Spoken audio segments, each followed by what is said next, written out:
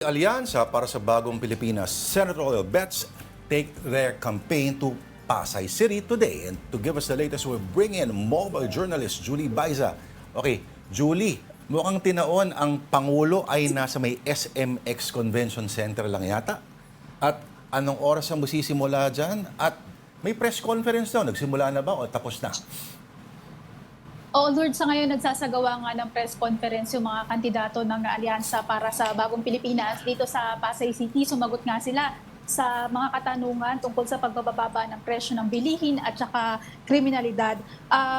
Lord, natanong din si Axis Party List Representative Erwin Tulfo. Ngayon mainit kasing usapin yung disqualification case na isinampa laban sa kanila. Ang sabi niya, wala pa raw natatanggap yung kampo niya na dokumento tungkol dito. Sinabi rin ni Tulfo na wala pa rin daw enabling law o batas kaugnay nga sa pagbabawal ng political dynasty, bagay na sinigundahan naman ni former Senator Ping Lacson. Ang sabi niya, kailangan nga daw ng enabling law para malinaw kung ano ba yung degree, kung alin yung maituturing natin na merong political dynasty.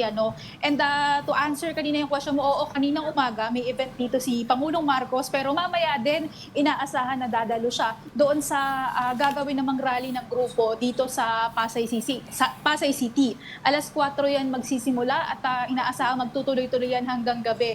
Ang alyansa candidates, positibo sila na makukuha nila yung boto ng mga taga-NCR na crucial dito sa eleksyon na to kasi higit 13 million yung residente ng NCR. Ang sabi nila, karamihan nga daw sa kanila mula naman dito sa National Capital Region. So siguro nakita naman daw ng taong bayan yung naging serbisyo nila at makukuha nila yung suporta ngayong eleksyon. Okay, Julie, this caps a week-long drive through Ilocos, nag-Iloilo sila, nag-Davao. And Davao, yes. And Davao. So ito ba ay last stop na at simula na ito ng pagsuyod sa Kamaynilaan o may susunod pa ba rito? Actually, hindi. Bali ngayon, ito yung unang beses na tumuntong sila sa Metro Manila para nga sa kampanya. Pero yung mga kasunod dito, probinsya pa rin yung pupuntahan. At ang kagaya nga ng sinasabi nila, patuloy silang magpapakilala sa grassroots level o sa publiko kasi yun daw yung kinakailangan yung puntahan kahit yung mga pinakamalalayong panig daw ng bansa. Oo, Julie. Okay, diyan ba sa press conference, may nagtanong ba kung may magbubudots daw ba? O... So far, wala naman. Wala naman ding nag-perform before.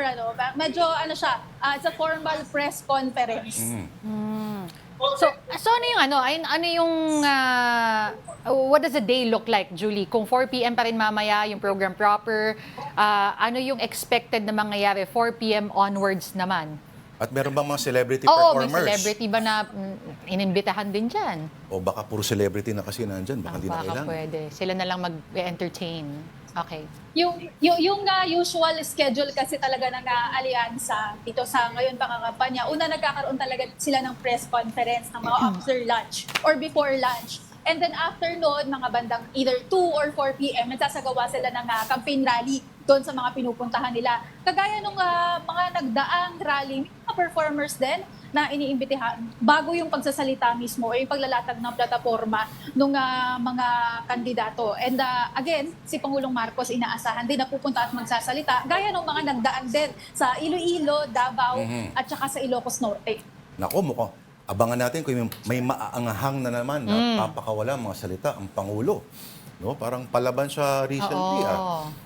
At tingnan natin kung pagkatapos may hirit na pinabili ng suka, ano naman kaya ang pinabili ngayon, di ba? Anyway, Tingnan natin. maraming salamat. Abangers dyan sa Cuneta Astrodome Mobile Journal, Julie Baiza.